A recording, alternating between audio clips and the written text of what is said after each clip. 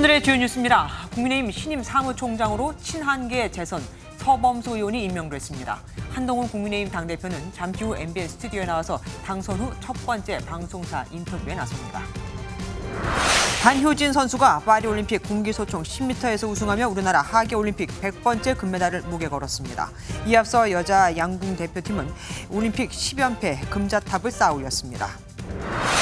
최대 20억 원의 시세 차익이 기대되는 로또 청약에 신청자가 몰리면서 청약 홈페이지가 마비됐습니다. 한국부동산원은 접수 마감 시한을 연장했습니다. 정산 지연 사태를 빚은 팀원과 위협부가 기업 회생을 신청했습니다. 채무 일부가 탕감될 경우 정산을 받지 못하는 판매자가 발생할 수 있는데 정부는 최소 5,600억 원의 유동성을 즉시 투입하기로 했습니다.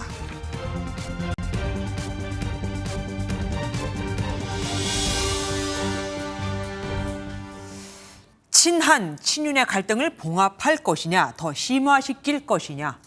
한동훈 국민의힘 새 당대표의 결정에 달렸다고 해도 과언이 아니죠. 오늘 한 대표가 첫 번째 지도부 인선을 단행했습니다. 재정과 인사 등 당 운영 전반을 책임지는 사무총장의 친한계 재선 서범수 의원을 임명했거든요. 하지만 더 어렵고 복잡한 당직 인사가 아직 남아있죠.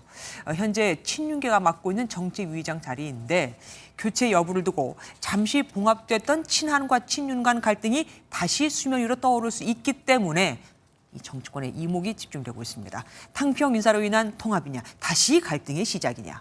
한동훈 대표가 지금 MBN 스튜디오에 와 있습니다. 당선 후 첫 번째 방송 인터뷰인데요. 시청자 여러분께서 궁금해하실 만한 내용을 자세히 들어보도록 하겠습니다. 먼저 첫 소식 김지영 기자가 보도합니다. 한동훈 지도부 합류가 결정된 첫 인사는 재선의 서범수 의원입니다. 변화에 대해서 유연하고 그렇지만 어려운 일에 앞장설 수 있는 분, 이런 분들을 널리 이 얘기를 듣고 찾아봤는데요. 저는 울산에 서범수 의원님을 사무총장으로 한번 같이 했으면 어떨까. 앞서 친한계로 꼽히는 박정아 의원을 당대표 비서실장으로 임명한 데 이어 이번에도 친한 성향의 서 의원을 임명했습니다. 전당대회 전까지 한 대표와 개인적 인연이 없었던 것으로 알려진 만큼 비교적 개파색이 옅은 서 총장이 원내 소통에 역할을 할 것이란 관측입니다. 그렇게 프레임을 엮을 건 아니고요. 저는 그러면 친한입니까?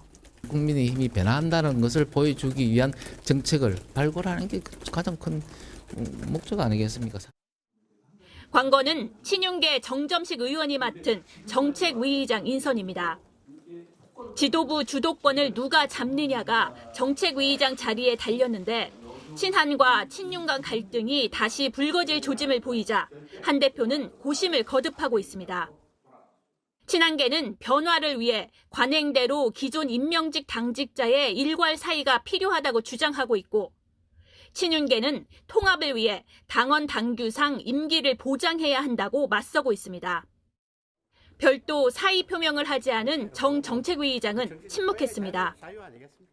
임기는 혹시 보장돼야 한다고 생각하시나요? 한 중진은 시간을 끌기보다 교체 당사자와 직접 대화를 통해 당직 인선을 하루빨리 마무리해야 한다고 지적했습니다. 한 대표가 당내 주도권을 확보하면서 개파 통합을 이끌 첫 시험대에 올랐습니다. MBN 뉴스 김지영입니다. 조금 전에 잠깐 예고해드렸죠. 요즘 정치권에서 가장 핫한 인물이라고 해도 과언이 아닌 한동훈 국민의힘 당대표가 MBN 뉴스 7에 출연하기 위해서 지금 이 자리에 와 있습니다. 어서 오십시오. 그렇습니다. 예, 저는 지난번에 말씀하실 때 여의도 문법을 쓰지 않겠다. 그 말이 굉장히 와닿았던 게 그동안 다른 정치인들은 좀 물어보면 말을 좀 꼬아서 하거나 좀 피하는 경향이 있었는데 당대표님께서는 그런 게 별로 없었어요. 속 시원하게 말씀을 해주셨거든요. 오늘도 좀 기대를 해보겠습니다. 그러라는 말씀이시네요. 자, 우선 그럼 단도직입적으로 가장 어려운 문제입니다. 여소야대. 지금 보면은 계속 다람쥐 쳇바퀴 돌듯이 돌고 있어요. 이걸 어떻게 해결할 수 있을까요?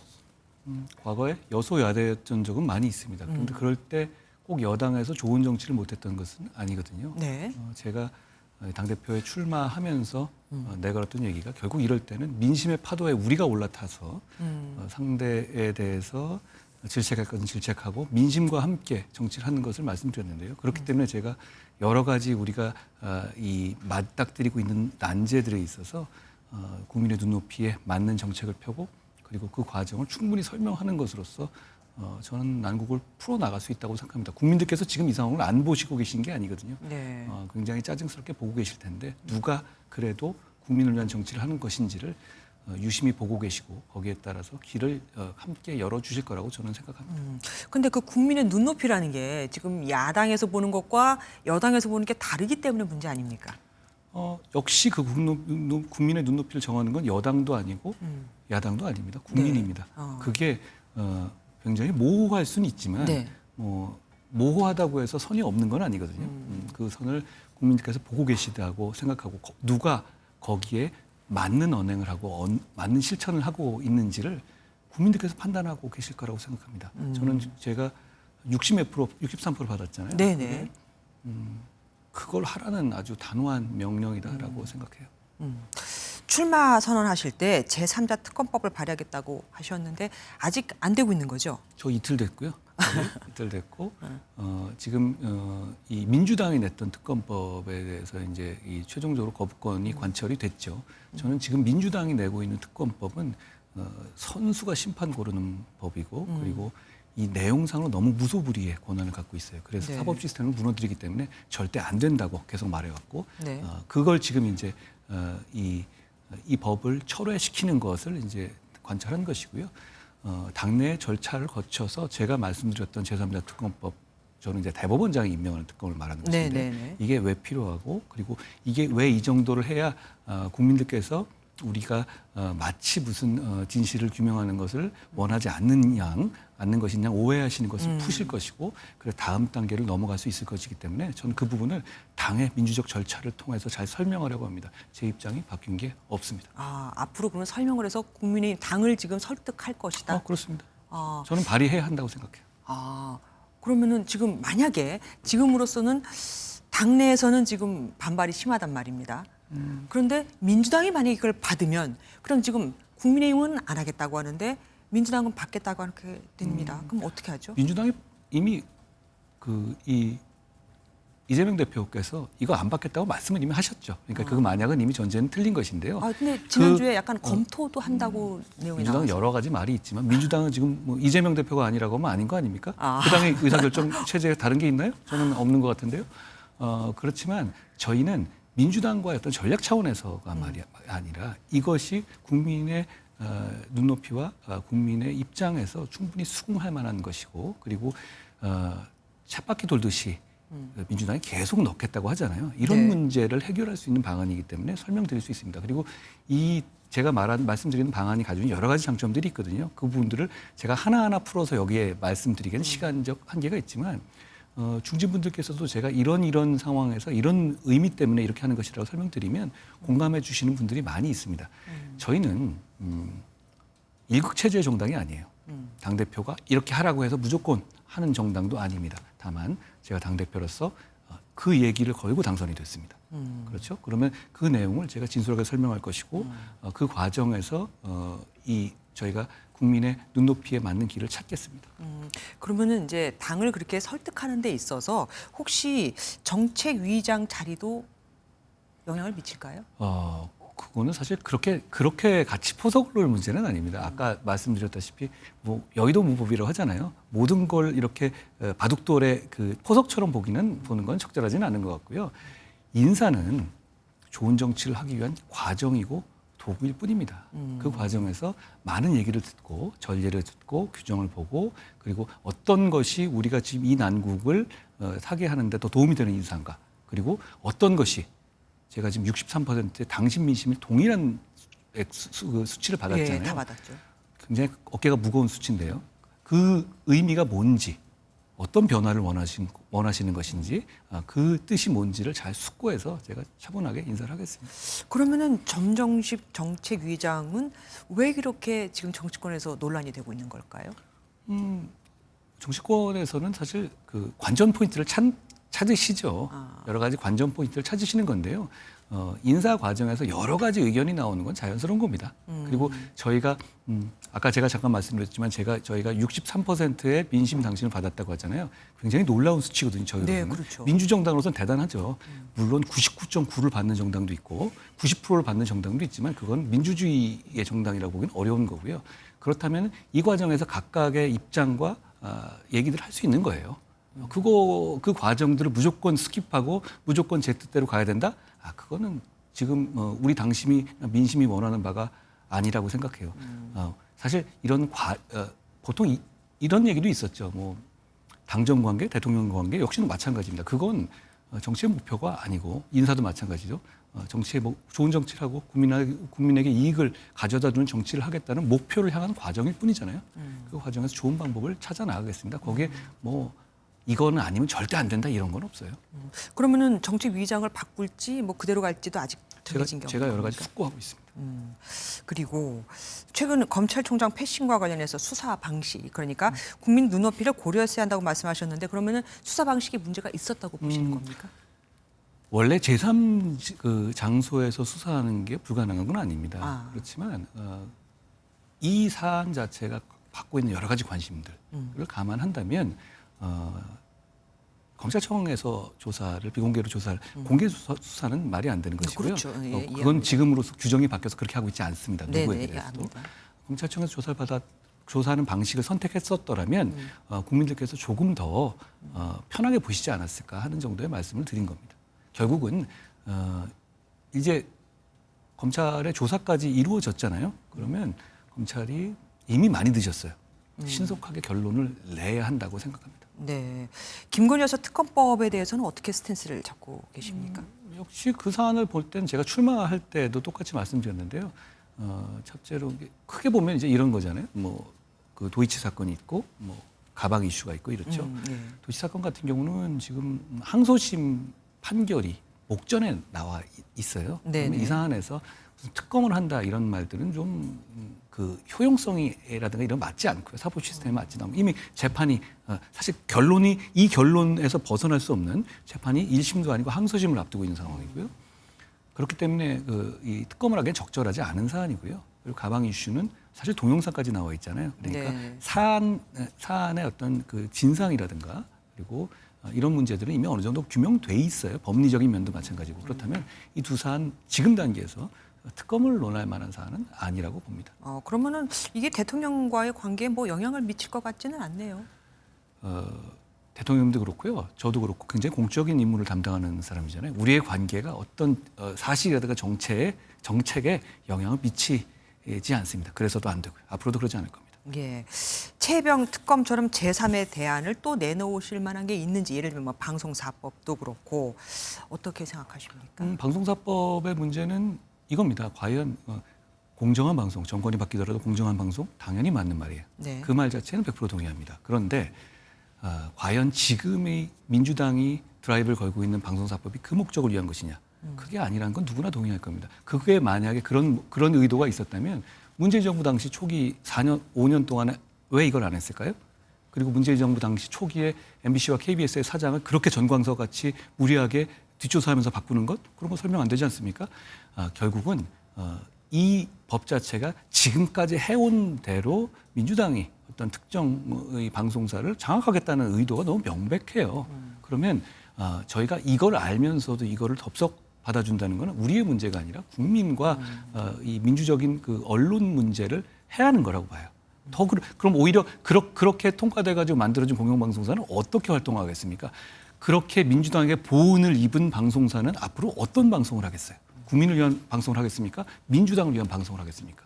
저는 민주당을 위한 방송을 하게 될 거라고 봅니다. 그렇기 때문에 이 법은 안 됩니다. 그렇다면 더 좋은 법을 만들어야죠. 그런데 더 좋은 법을 만들기 위해서는 상임위원회, 소위원회에 대해서 치열한 토론을 거쳐야 합니다. 왜냐하면 앵커님이 전문가시지만 방송법은 이 하나하나의 디테일이 악마는 디테일에 숨어 있단 말입니다. 하나하나의 그 디테일 때문에 결국은 모든 게 바뀌거든요.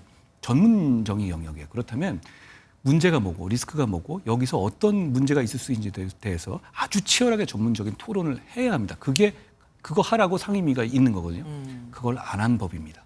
지금 단계에서 법은 그건 안 되는 거죠. 말씀하신 건 대안 좋습니다. 그 대안을 만들자는 겁니다. 치열한 토론을 정해서 하고 그리고 합의 정신을 이 국회의 기본 정신인 합의 정신을 발휘해서 저는 그거 필요하다고 생각합니다. 그런데 지금 이 방송사법 이건 그냥 독이 든 사과를 던져주고 먹을래 안 먹을래 묻는 겁니다. 이건 국민을 위해서 먹으면 안 되죠. 마지막으로 짧게 좀 부탁드릴게요. 끝으로 국민께 하고 싶은 말씀이 있으시다면. 저는 나라가 잘 됐으면 좋겠습니다. 그리고 그 마음에 진심이 실제로 있고요. 그걸 위해서 제가 선민후사라는 말 잊지 않고 좋은 정치 해보겠습니다. 그 과정에서 제가 잘못 가는 길도 있을 것이고 좀 실수하는 것도 있을 겁니다. 그때 질책해 주시고 조언해 주시면 저는 그때 제 입장이나 제 지향점이 틀렸다고 생각하면 얼마든지 바꾸겠습니다. 그런 정치하겠습니다. 네. 여러 방송사에서 출연 요청이 있으셨는데 이렇게 딱 MBN을 콕 집어서 나와주셨습니다. 정말 감사드립니다. 고맙습니다. 이진숙 방통위원장 후보자 소식으로 가보겠습니다. 후보 사퇴는 없다는 이 후보자도 한결같지만 더불어민주당도 마찬가지입니다. 이 후보자의 법인카드 유용 의혹을 겨냥해서 다시 또 잦은 사퇴를 촉구했거든요. 국민의힘은 민주당이 마녀 사냥을 하고 있다고 비판했죠. 이 후보자의 인사청문 경과 보고서 채택은 결국 불발됐습니다. 그래도 대통령은 임명을 할 수 있고 또 민주당은 방통위원장에 대해서 탄핵을 추진할 수 있죠. 서영수 기자입니다. 민주당은 청문회 과정에서 드러난 이진숙 후보자의 부적격 사유가 차고 넘친다며 지명 철회를 압박했습니다. 방송을 장악해 김건희 여사의 방패막이로 삼으려는 속셈이 아니라면 이토록 부도덕하고 자격 없는 후보를 밀어붙일 이유가 없습니다. 국민의힘은 청문회 과정에서 민주당이 막말을 일삼았다며 최민희 과방위원장을 국회 윤리특위에 제소하겠다고 역공에 나섰습니다. 갑질과 저급한 막말 대잔치를 벌인 최민희 위원장이야말로 청문회 생중계를 지켜보셨을 국민께 사과해야 할 것입니다. 이진숙 후보자의 인사청문 경과 보고서 채택을 두고도 설전이 이어졌습니다. 공공재산을 자기 돈처럼 마음대로 쓰는 사람에게 어떻게 국민 혈세가 들어가는 공공기관장을 맡길 수 있겠습니까? 김혜경 씨가 쓴 거는 예산입니다. 예산. 그런 문제에 대해서는 한마디도 못 하시는 분들이 어떻게 사적 유용이 드러나지도 않은 부분에 대해서 그렇게 사람을 마녀사냥처럼 얘기할 수가 있습니까? 적격 여부를 놓고 여야가 이견을 좁히지 못하면서 청문 보고서 채택은 결국 불발됐습니다. 윤석열 대통령이 이진숙 후보자의 임명을 강행할 것으로 예상되는 가운데 민주당은 곧장 탄핵을 추진하겠다고 예고했습니다. MBN 뉴스 서영수입니다. 오늘 오전 민주당은 방송사법 중 방문진법, MBC 관련법이죠. 이를 표결 처리하고 곧바로 마지막 법인 EBS법을 상정했습니다. 여당은 다시 또 필리버스터를 신청해 11시간째 반대 토론을 이어가고 있는 중이고요. 앞으로 노란봉투법과 민생회복지원금 지급법이 또 기다리고 있죠. 법안을 상정하고 필리버스터를 하고 통과시키면 대통령이 거부권을 행사하고 끝없는 도돌이표입니다. 장명훈 기자입니다. 방송사법 중 마지막으로 상정된 법안은 한국교육방송공사법 개정안입니다.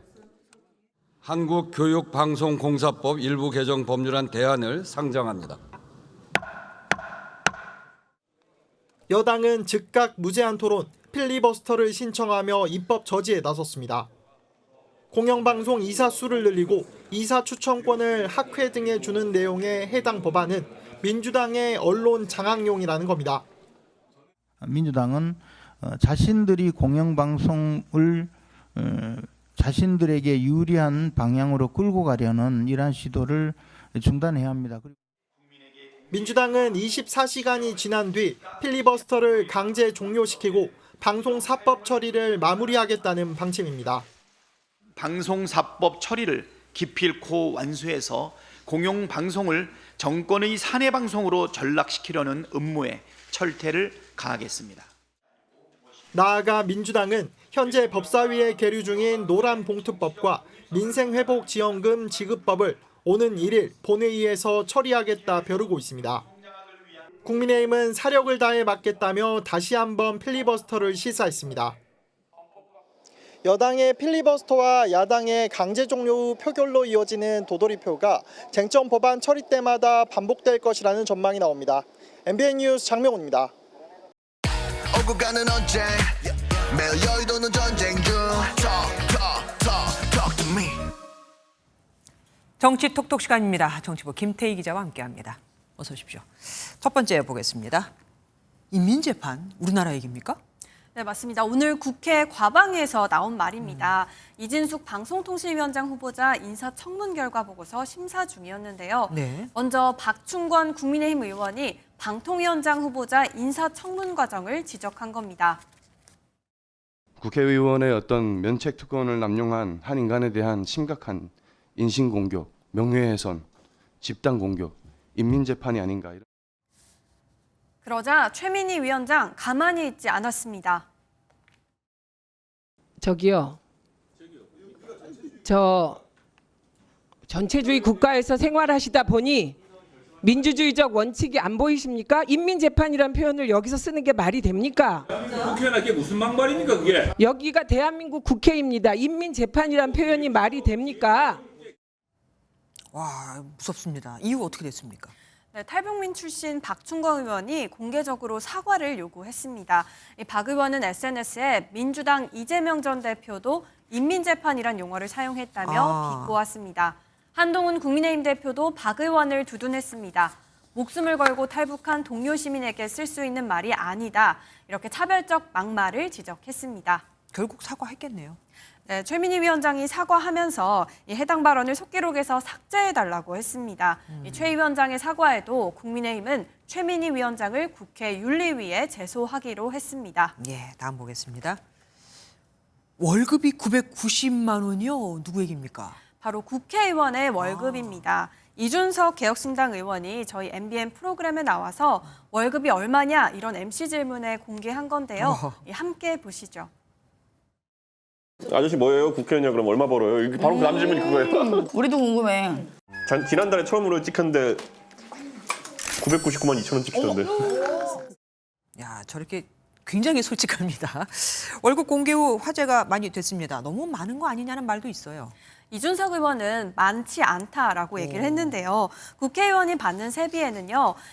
여러 가지 수당이 포함되어 있다면서 국회의원이 밥 얻어먹고 다닐 일은 적고 사야 할 일이 많다고 덧붙였습니다. 네. 또 오늘 한 라디오에 출연해선 6월에 국회의원들이 일을 잘 하지 않았다 이런 질문에 저는 했다고 답했는데요. 돈으로 치면 방송 때가 더 많이 버는 것 같다고도 했습니다. 네, 지금까지 김태희 기자와 함께했습니다.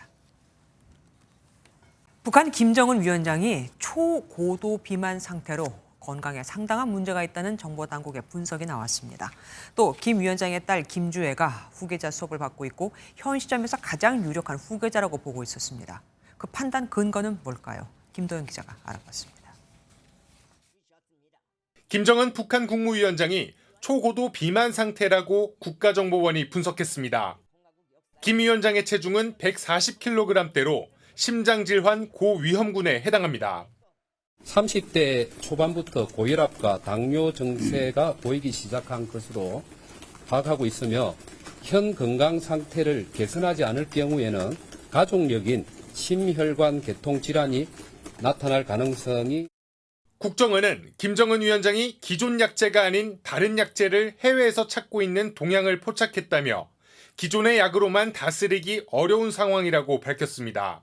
김 위원장의 딸 김주애의 후계 구도도 뚜렷해지고 있습니다. 김주애가 북한 주민들에게 반감을 살 것을 우려해 대외 노출 빈도를 줄이고 있지만 후계 수업은 비공개로 이어지고 있다고 설명했습니다. 국정원은 특히 북한이 김주애를 부르는 호칭에 주목했습니다. 후계자나 수령에 대해서만 쓰는 향도라고 하는 표현을 쓰는 것으로 보아 상당한 정도의 후계자 구도가 어느 정도 굳혀져 가는 것 아니냐. 국정원은 아직 후계자가 확정된 건 아닌 만큼 다른 형제가 나설 가능성도 있다고 덧붙였습니다. 다만 김정은 위원장의 건강 상태와 후계 구도 수업은 별개라고 밝혔습니다. MBN 뉴스 김도형입니다. 조선인 노동자들의 강제 노동을 적시해야 한다는 조건으로 우리 정부는 일본이 사도광산을 유네스코 세계유산에 등재하는 데 동의를 했죠. 하지만 이 강제성을 적시하라는 우리 정부의 입장은 반영도 한 게 보이질 않습니다. 야당은 사도광산이 군함도에 이어 또 세계적인 명소로 조명을 받게 됐다. 도대체 윤석열 정부는 어느 나라 정부냐며 비판했습니다. 강재목 기자입니다. 사도광산 등재를 두고 한일 양국 정부가 강제노동 표현은 쓰지 않기로 사전 합의했다. 일부 일본 언론에서 이 같은 보도가 이어지자 정부는 즉각 사실무근이라는 입장을 밝혔습니다. 대통령실은 사도광산의 세계유산 등재 과정에서 강제라는 표현이 빠진 데 대한 논란이 일자 누구나 강제성을 인지할 수 있는 조치가 되어 있다고 설명했습니다. 대통령실 관계자는 일본 정부가 세계문화유산 등재 전 이미 사도광산 인근에 조선인 노동자 전시실을 여는 등 선 조치를 마쳤다고 밝혔습니다. 이어 전시실에는 조선총독부가 조선인 노동자 모집을 알선한 것은 물론 노동자의 가혹한 현실이 적혀 있는 등 누구나 당시 전체 역사를 인지할 수 있게 되어 있다고 설명했습니다. 민주당은 외교 무능과 참사에 대한 진상조사를 벌여야 한다며 대한민국 정부인지 일본 총독부인지 헷갈릴 지경이라고 맹비난했습니다. 사람에게 충성하지 않는다던 대통령이 일본에게 충성하고 있는 겁니까? 지금도 일본은 조선인 동원의 강제성을 조금도 인정하지 않고 있습니다. 개혁신당 역시 우리 정부의 동의가 사도광산의 세계유산 등재에 결정적인 역할을 했다며 식민 지배를 정당화하는 행위라고 비판했습니다. 강제성이라는 단어는 없지만 충분히 실제 역사가 반영돼 있다는 것이 대통령실의 설명이지만 야당의 공세는 계속해서 이어질 전망입니다. MBN 뉴스 강재명입니다. 대한민국 선수단의 초반 기세가 대단합니다. 목표로 잡았던 금메달 5개를 훌쩍 뛰어넘을 것 같거든요. 우리 선수들이 반가운 소식을 전해올 때마다 파리 중심가에 있는 대한민국 홍보관 코리아하우스가 들썩거리고 있다고 합니다. 김은영 기자가 다녀왔습니다. 양궁 여자단체 결승전이 열린 앵발리드의 인근이자 파리 중심가에 있는 코리아하우스. 평소와 같다면 광화문 광장에서 들렸을 대한민국 대표 응원가가 이 공간에서 울려 퍼집니다.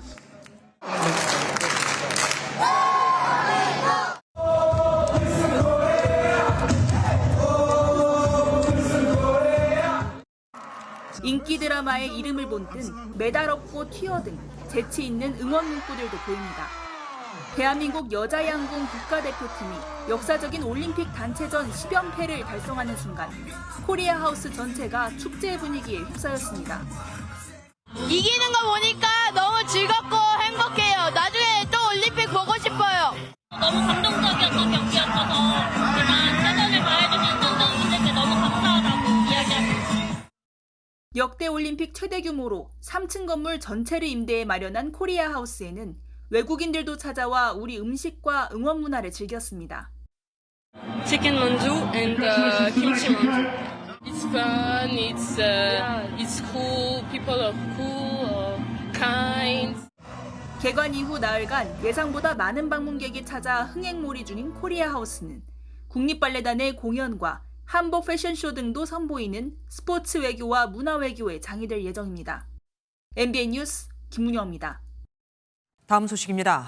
유명 콘서트 예약도 아닌데 인터넷 접속 대기 시간이 928시간이나 되는 곳이 있습니다. 바로 아파트 청약을 위한 대기 시간입니다. 청약 통장도 필요 없어. 전매 제한도 없어.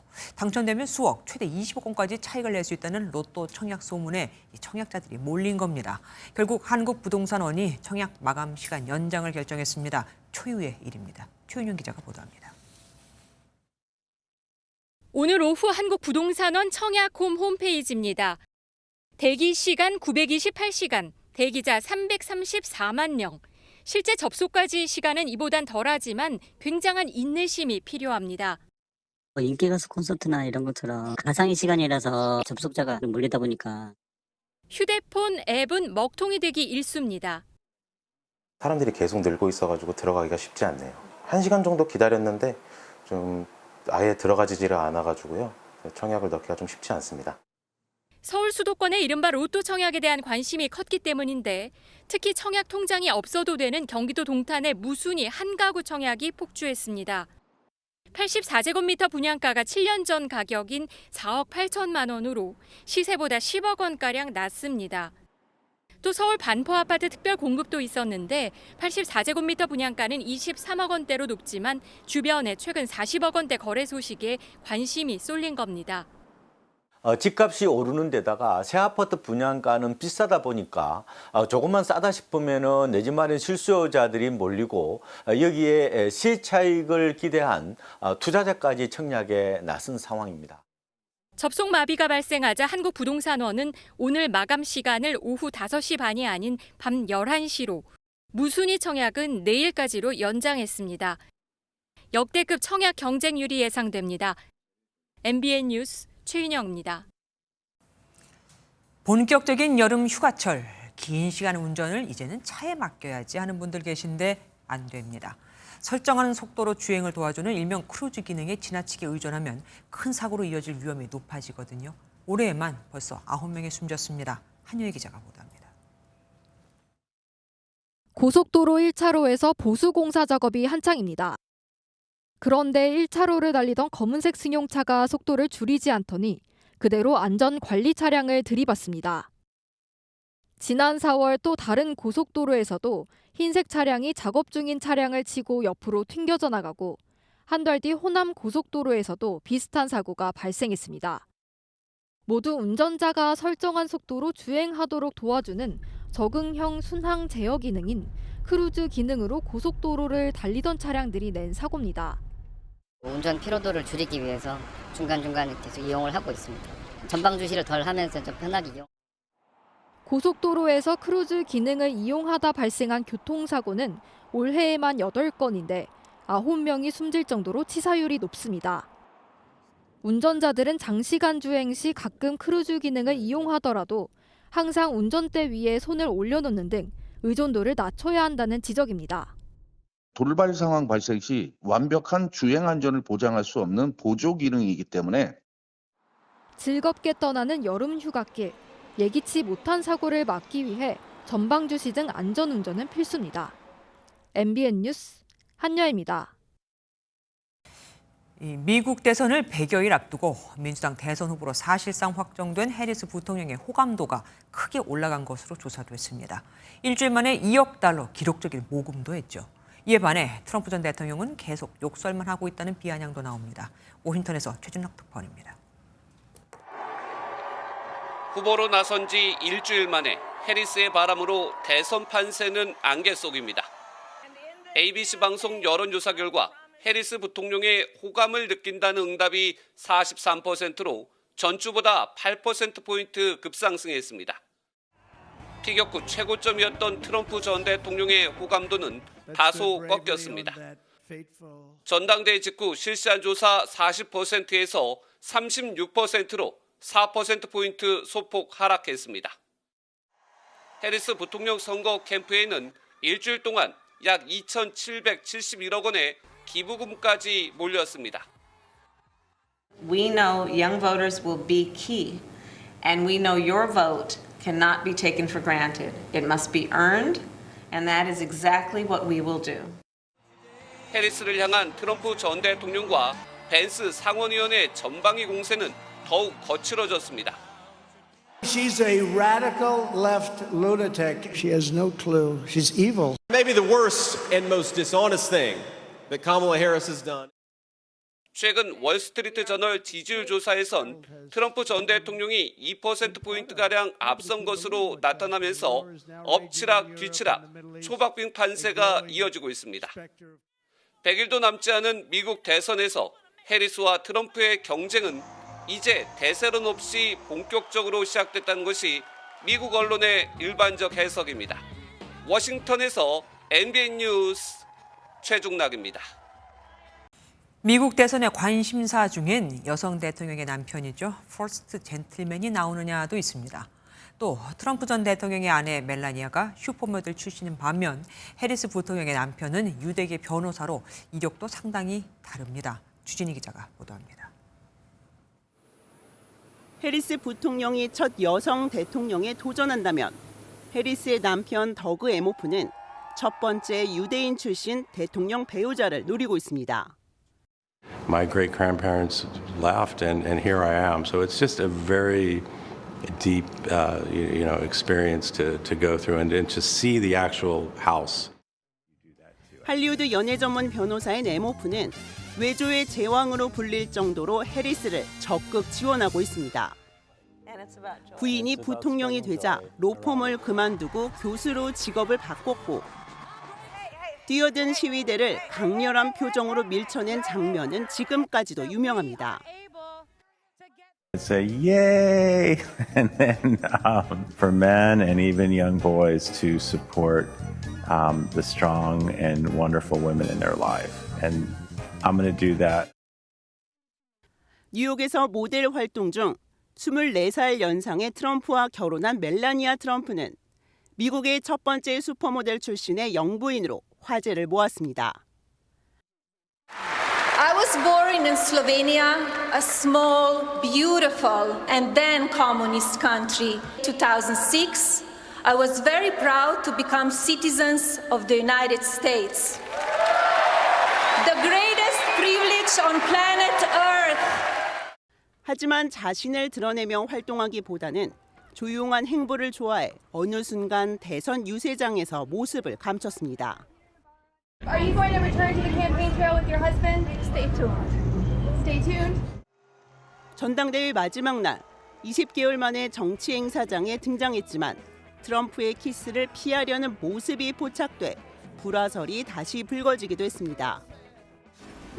슈퍼모델 출신의 퍼스트 레이디, 백만장자 유대인 출신의 퍼스트 젠틀맨. 누가 돼도 새로운 역사가 될 것으로 보입니다. MBN 뉴스 주진입니다.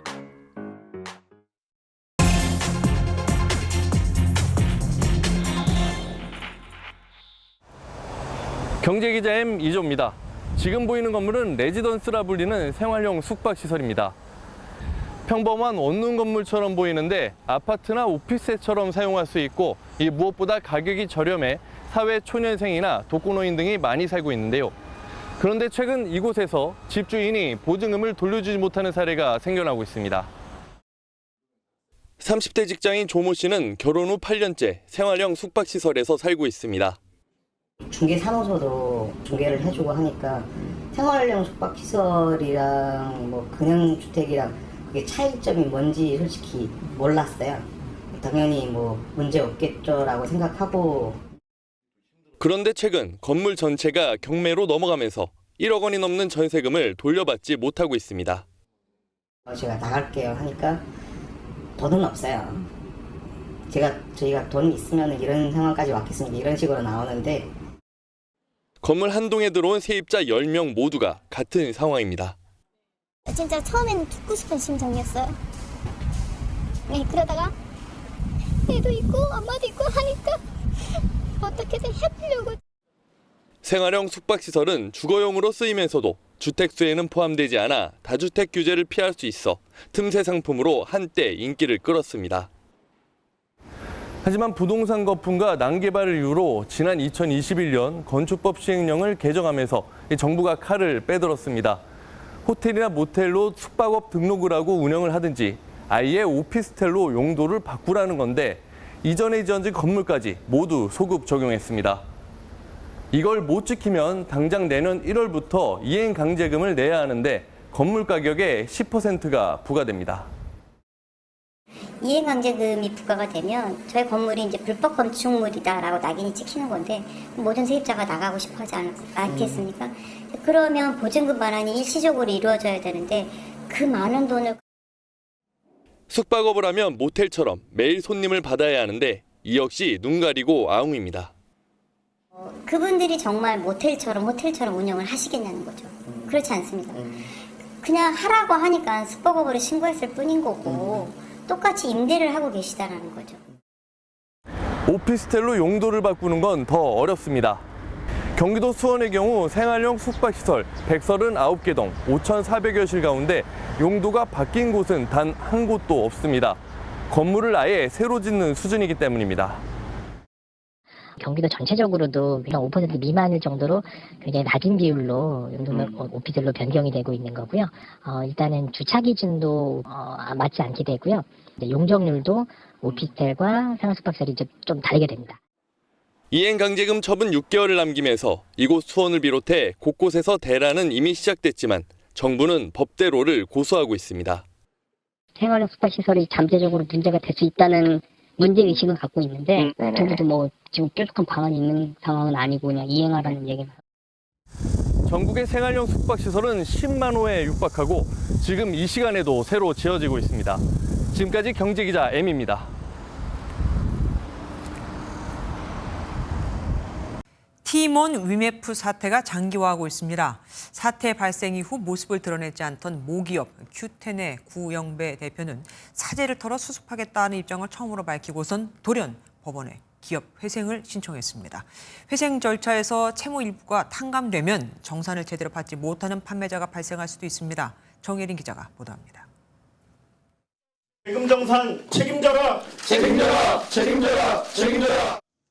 티몬 위메프를 통해 물건을 팔고도 정산을 못 받은 입점업체들이 한자리에 모여 절규를 쏟아냈습니다.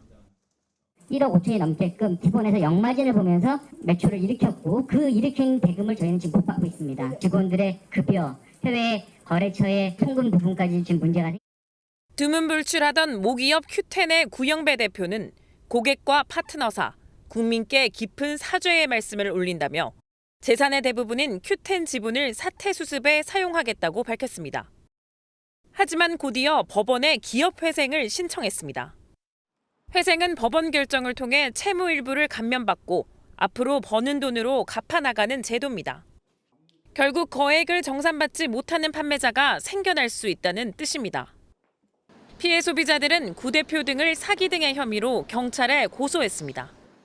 자회사인 추익스프레스를 키우기 위해서 어떤 불법적으로 자금을 유용한 혐의라든가 그리고 또 이 회사 경영에 방만한 부분이 있어서 이것이 다 배임이나 횡령에도 해당할 수 있다라고. 구 대표는 내일 국회 현안 질의에 출석해 구체적인 입장을 밝힐 것으로 보입니다. MBN 뉴스 정예린입니다. 그런데 이 구영배 큐텐 대표의 출국이 금지된 것으로 확인됐습니다. 신속한 결정이죠. 경찰청에 나가 있는 취재기자 연결해 보겠습니다. 연장현 기자 전해주시죠. 네, 경찰이 오늘 저녁 6시 30분쯤 티메프 사태 중심에 있는 구영배 큐텐 대표에 대한 긴급 출국 금지를 요청한 것으로 확인됐습니다. 요청을 받은 법무부는 곧바로 구 대표에 대한 출국 금지 조치를 내렸습니다. 법무부는 구 대표의 출국을 막을 필요성이 인정된다고 보고 있는 것으로 알려졌습니다. 앞서 티메프 사태 피해자들은 오늘 오후 2시쯤 서울 강남경찰서를 찾아 구 대표에 대한 고소고발장을 접수했습니다. 검찰도 긴박하게 움직이고 있습니다. 이원석 검찰총장은 서울중앙지검의 전담 수사팀을 구성하고 신속하고 철저하게 수사해 소비자와 판매 기업의 피해를 최소화하도록 긴급 지시했습니다. 이에 따라 구 대표에 대한 검경의 수사는 본격적으로 이뤄질 것으로 보입니다. 이런 가운데 금융감독원은 구 대표에게 내일 국회에 출석해 입장을 표명해달라고 촉구했습니다. 지금까지 경찰청에서 전해드렸습니다. 정부가 티몬 위메프로부터 판매 대금을 받지 못해 어려움을 겪는 중소기업과 소상공인에 대해 5,600억 원을 지원하기로 했습니다. 결제 취소를 중단했던 결제 대행사들도 오늘부터 다시 결제 취소를 허용해주고 있는데 소비자들에게 돈을 대신 돌려주는 거죠. 만약 티몬 위메프로부터 돈을 받지 못하면 이번엔 결제 대행사들이 문제가 될 수 있습니다. 길기범 기자가 보도합니다. 티몬 위메프 사태와 관련해 정부가 파악한 정산 지원 금액은 2,100억 원 정도입니다. 하지만 이는 지난 5월 기준으로 6, 7월 금액까지 합하면 두 업체가 판매업체에 지급해야 할 돈은 1조 원에 달할 수 있다는 관측도 나옵니다. 2달 넘게 정산이 밀린 영세 판매업체들과 소상공인들은 줄도산 위기에 직면해 있습니다. 이에 따라 정부도 2차 TF 회의를 열고 5,600억 원의 자금을 투입하기로 했습니다. 긴급 경영 안정자금 2천억 원과 신용보증기금을 통한 기업은행 저리대출 3천억 원 외에 세정 지원도 이뤄집니다. 종합소득세, 부가세 납부 기한을 최대 9개월 연장하고 부가세 환급금을 조기 지급하는 등 세정 지원도 추진합니다. 티메프 사태 이후 카드 결제 취소를 중단했던 결제 대행업체, 피지사들도 카드사에 이어 결제 취소를 다시 시작했습니다. 다만 민원이 몰리고 있고 중복 환불이나 실제 배송 여부 등을 확인해야 하는 만큼 환불까지 시간이 걸릴 수 있습니다. 이게 중복 환불 같은 걸 막으려면 충북 밀프 쪽에 한번 또 확인하는 절차가 필요하거든요. 어느 정도 소요가 될 거라고 좀 말씀드리기가 좀 어려운 것 같아요. 금융당국은 피지사 대부분이 대기업 계열사고 자본금도 많아 피지사로 피해가 확산할 일은 없을 것이라고 밝혔습니다. MBN 뉴스 길기범입니다. 낮 동안 푹푹 찌는 더위 때문에 출근할 때도 일할 때도 힘드시죠? 밤에라도 시원하면 좋겠는데 며칠째 열대야가 한반도를 괴롭히고 있습니다. 보통 열대야는 밤새 25도 밑으로 떨어지지 않는 걸 말하는데 이젠 30도 밑으로 떨어지지 않는 곳도 꽤 많습니다. 강세영 기자가 보도합니다. 아파트 건설 현장 꼭대기에서 작업자들이 바쁘게 움직입니다. 습한 날씨에 햇살이 그대로 내리쬐는 현장은 말 그대로 찜통 속 같습니다. 휴식 시간에 아이스크림을 먹으며 더위를 식혀봅니다. 폭염이 일터를 덮치자 고용노동부와 기상청이 함께 점검에 나섰고 건설 현장엔 작업자가 지치지 않도록 여러 시설이 만들어졌습니다. 폭염이 찾아온 공사 현장에는 작업자들이 더위를 식힐 수 있도록 이렇게 제빙기까지 설치해 얼음을 잔뜩 쌓아놨습니다. 휴게소 내부에는 저희가 선풍기와 그다음 산업용 에어컨 비치되어 있고 정수기와 냉동고 그 안에 저희가 생수와 아이스크림을 주기적으로 저희가 채워 넣어서 퇴근한 뒤에 가시지 않는 더위도 문제입니다. 서울과 청주 등 전국 곳곳이 밤에도 25도를 훌쩍 웃돌며 열대야에 시달렸습니다. 속초와 강릉은 30도를 넘는 한낮 같은 더위가 밤새 이어졌습니다. 습한 공기가 태백산맥을 넘어서 내려올 때 온도가 올라가며 동해안을 펄펄 끓게 하는 겁니다. 고기압 가장자리를 따라 덥고 습한 공기가 지속적으로 유입되면서 당분간 체감온도 35도 내외의 무더위와 열대야가 나타나는 곳이 많겠습니다. 무더위 속 온열 질환에 걸리지 않으려면 한낮 야외 작업은 피하고 틈틈이 시원한 곳에서 휴식을 취하며 자주 물을 마셔야 합니다. MBN 뉴스 강세현입니다. 스포츠 뉴스입니다. 축구대표팀 홍명보 감독이 비판 여론 속에 취임 기자회견을 열었습니다. A4 용지 8장 분량의 입장문을 읽고선 90도로 고개를 숙였는데요. 달라졌다고 강조했습니다. 박규원 기자가 보도합니다.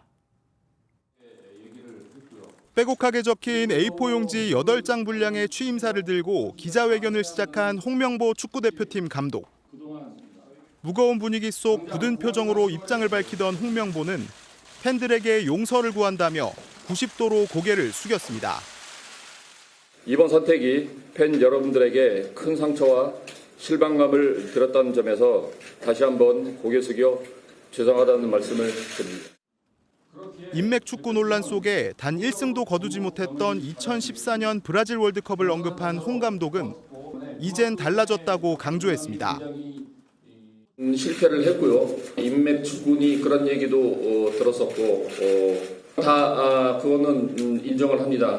K리그에서 3년 반 동안 생활을 했었고 10년 전하고는 굉장히 많은 차이가 있다라고.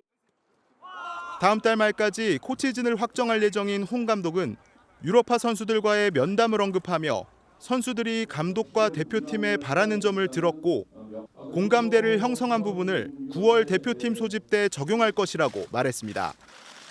MBN 뉴스 박규원입니다. 무더위가 밤낮을 가리지 않고 있습니다. 지난밤 속초는 30도를 웃돌아서 관측 이후로 가장 더운 아침이었습니다. 오늘 밤사이에도 대부분 지역에서 열대야가 나타나겠고요. 낮에는 경주가 36도까지 치솟는 등 숨이 턱턱 막히는 폭염이 이어지겠습니다. 오늘 서울 하늘은 잔뜩 흐린 가운데 가끔 빗방울이 떨어지기도 했습니다. 내일도 수도권을 비롯한 중북부 지방을 중심으로는 비가 살짝 지나겠습니다. 오늘 밤부터 전남 해안과 경남 남해안으로는 안개가 짙게 끼겠습니다. 내일 하늘은 대체로 흐리겠습니다.